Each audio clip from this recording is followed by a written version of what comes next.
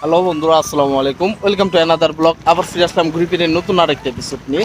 আজকে আমি যেখানে রয়েছি এটা হচ্ছে ঢাকা বিভাগের মানিকগঞ্জ জেলার দৌলতপুর থানার বাগুটিয়া চর। এই চরটি যমুনা নদীর একদম পাড়ে অবস্থিত একটি চর। আজকে আমরা দেখব এই বর্ষার ভিতরে এই চরের মানুষের জীবন কিভাবে কাটছে এবং এই নদীর সাথে যুদ্ধ করে তারা কিভাবে এই চরে এই বর্ষার ভিতরে টিকে থাকে। তো সঙ্গে থাকুন আর দেখতে থাকুন।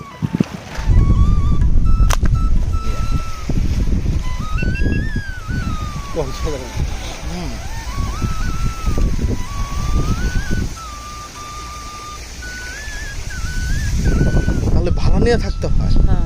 তো দর্শক, এইরকম দুর্গম চরে যেখানে বিঘা 15, 20, 30, 40 হাজার টাকা বিঘা জমি, সেখানেও কিছু মানুষ এভাবে বসবাস করে ভাড়া নিয়ে জমি।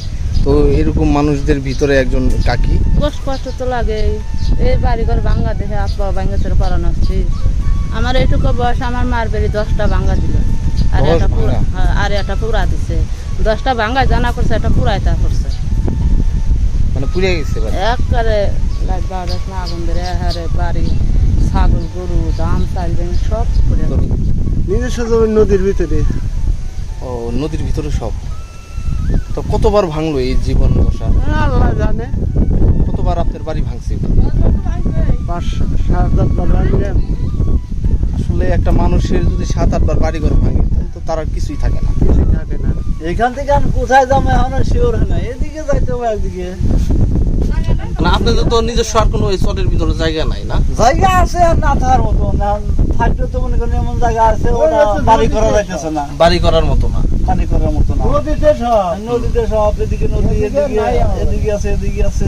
এই চর এবং এই নদী অঞ্চলের মানুষ বর্ষা আসলে তাদের এরকম ট্রলার এবং বড় বড় নৌকাগুলো তৈরি করা থাকে।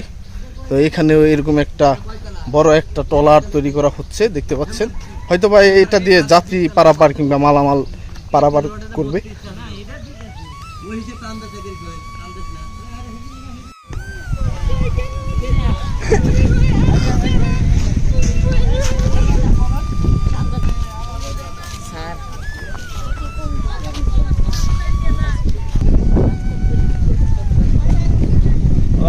কাকা কি সব ঘোড়ার গাড়ি কি এখানে এসে ভিড়ে? হ্যাঁ হ্যাঁ হ্যাঁ, এই ঘাটের নাম কি? এটা পারুরিয়া বাজার। পারুরিয়া বাজার। কতগুলা ঘোড়ার গাড়ি মোটামুটি আপনাদের এখানে মাল বহন করে? আমাদের মাল বহন করে 1-150 করে গাড়ি। 1-150। তার মানে বলা যায় যে আপনাদের এখানে জীবিকার একটা অন্যতম মাধ্যমও এই ঘোড়ার গাড়ি। হ্যাঁ হ্যাঁ, মনে হয় যত মাল বহন করা হয় ঘোড়া গাড়ি দিই। ঘোড়া গাড়ি ছাড়া তার অন্য কোনো বাহন দিয়ে আপনারা মাল বহন করেন না? এই ঘোড়া গাড়ি। দর্শক, দেখতে পাচ্ছেন এখানে পারুরিয়া এবং বাগুটিয়ার মাঝখানে এই ঘাটটি। আর এই ঘাটে এই এলাকার যত ঘোড়ার গাড়ি চালক ভাইরা রয়েছে, ওনারা টিপের জন্য এখানে এসে জড়ো হয়। আর জড়ো হতে হতে বলা যায় এক কথায় যে এখানে একটা ঘোড়ার গাড়ির হাটের মতো বসেছে। দেখতে পাচ্ছেন ঘোড়ার গাড়ি স্টেশন এক কথায় বলা যায়। কিছু মাল ট্রলারে করে আসছে। তো আসার পরে এই ঘোড়ার গাড়িতেই দেখতে পাচ্ছেন যে লোড করা হয়েছে মাল। এই ঘোড়ার গাড়ির মাধ্যমেই তাদের নিত্য প্রয়োজনীয় সমস্ত কিছু বহন করে থাকে।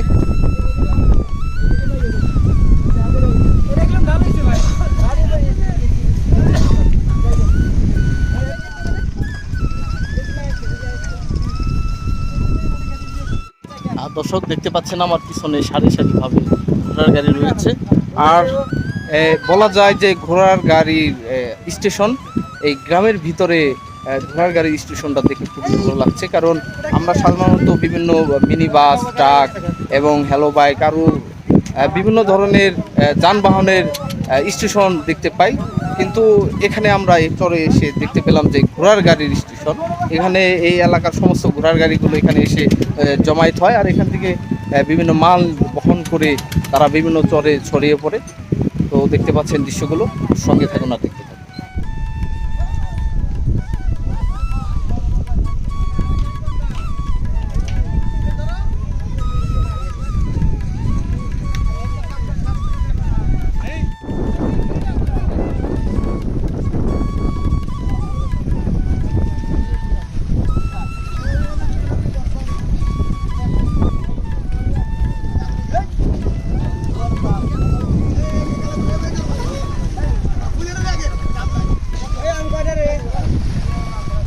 তো কাকা কত বছর ধরে এই ঘোড়ার গাড়ির পেশার সাথে জড়িত?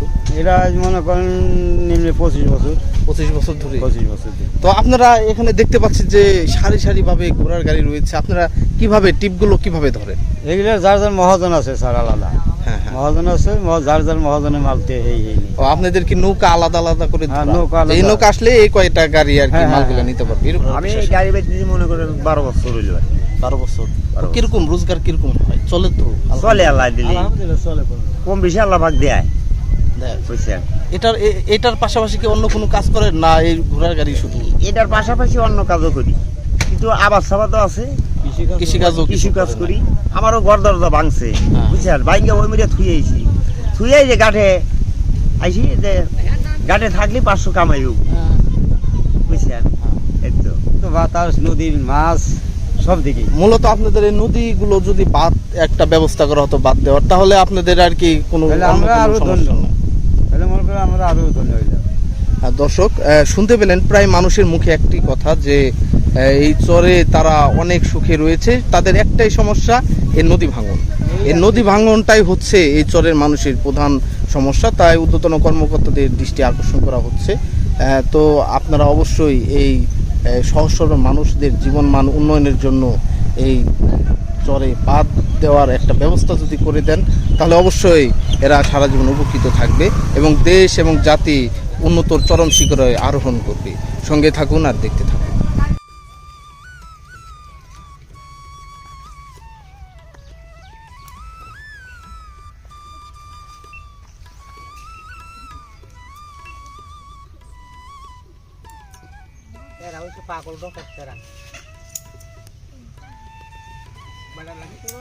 এই ছেলেটা তো ভালো গেছে।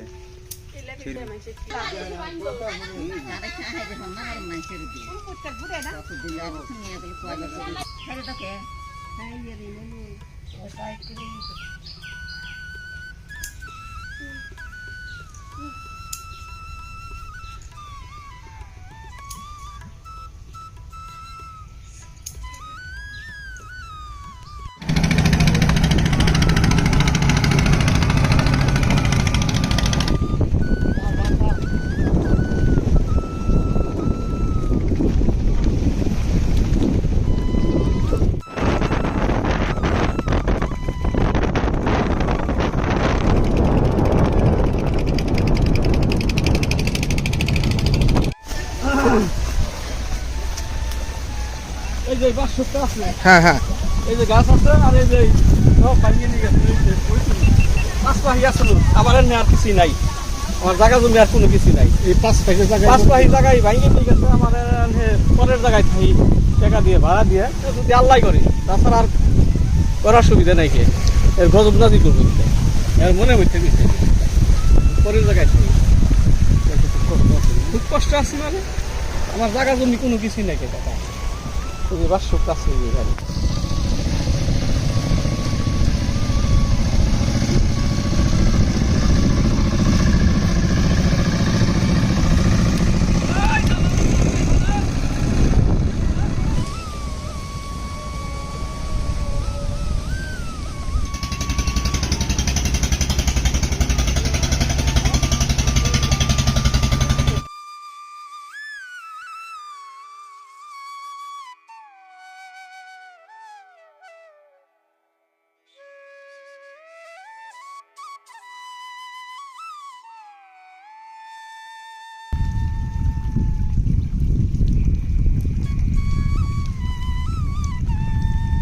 বাহ, ভালো গুড়া মাছ।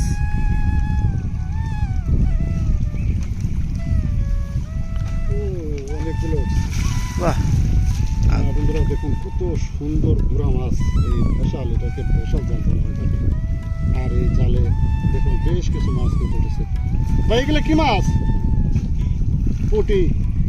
ওটা কিরকম?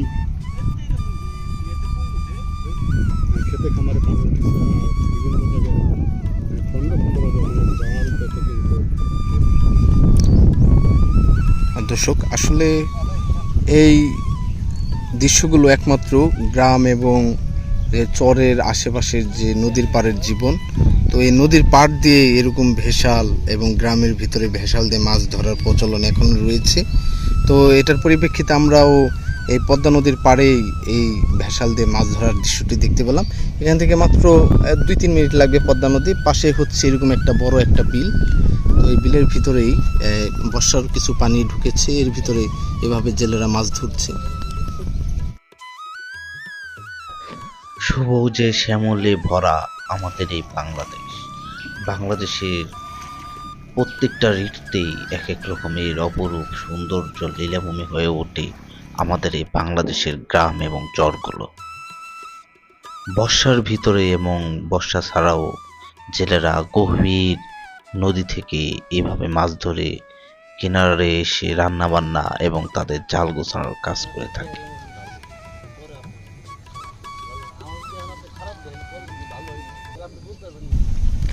কবিতরের ঘর পড়ে রয়েছে, কিন্তু কবিতরের মালিকগুলো নেই। দর্শক, এভাবে এই চরের মানুষের বাড়িঘর ভাঙার হিড়িক পড়েছে। নদীর পাড় দিয়ে বেশিরভাগ বাড়িঘরগুলোই ভেঙে অন্যত্র নিয়ে যাচ্ছে। তো ভাই, দেখতে পাচ্ছি যে নদী একদম খুবই কাছে চলে আসছে আপনাদের বাড়ি ঘরে। তো কিরকম অনুভূতি হচ্ছে যে বাপ দাদার ভিটা ছেড়ে অন্য জায়গায় চলে যেতে হবে? অনেক কষ্ট হয় আর কি, মানে বাপ দাদার ভিটা ছেড়ে যেতে অনেক কষ্ট লাগে। এখান থেকে কোথায় যাবেন? এখান থেকে আবার অন্য জায়গায় যাব। অন্য জায়গায় কি জমি আছে? হ্যাঁ, জমি আছে। জমি আছে। তো এই এখানে কতগুলা পরিবার ছিল মোটামুটি? বাড়িঘর কতটা পরিবার বসবাস করতো এখানে? এখানে প্রায় 10 বাড়ি মতো ভেঙে গেছে আর কি। তো শুনতে পেলেন যে এই নদীর পাড়ের মানুষের যে সংগ্রাম করে নদীর সাথে বেঁচে থাকার যে গল্পগুলো, এটার ভিতরে একটা অন্যতম একটা হিস্টোরি হচ্ছে এই নদী ভাঙন। আর এই নদী ভাঙনের আতঙ্কই হচ্ছে চরের মানুষের প্রধান যে আতঙ্ক। এই আতঙ্কর নামই হচ্ছে নদী ভাঙন। এই নদী ভাঙন শুরু হয়ে থাকে সাধারণত পানি বাড়ার সময় এবং কমার সময়। এই পানিগুলো যখন নেমে যায় তখন এই আশেপাশের জমিগুলো ভেঙে একদম শেষ করে দেয়। তো এইভাবে কাটছে এখানকার মানুষের জীবন।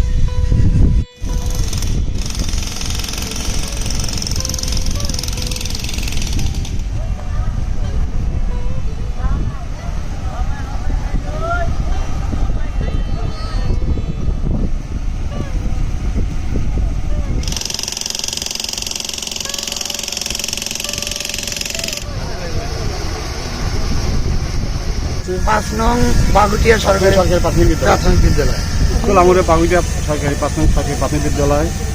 এই ওষুধটা 1938 সনে এটা স্থাপিত, কিন্তু কয়েকদিন আগে এটা নদী গর্ভে বিলীন হয়ে যাচ্ছে এবং গভর্নমেন্ট টেন্ডার দিচ্ছে। টেন্ডারের বিনিময়ে এটা সেল হয়ে গেছে। এইমাত্র আবার আমার ইউনিয়ন পরিষদের তথ্য কেন্দ্র নদীর এক অংশ অলরেডি চলে গেছে, এইমাত্র ভাঙা সরানো।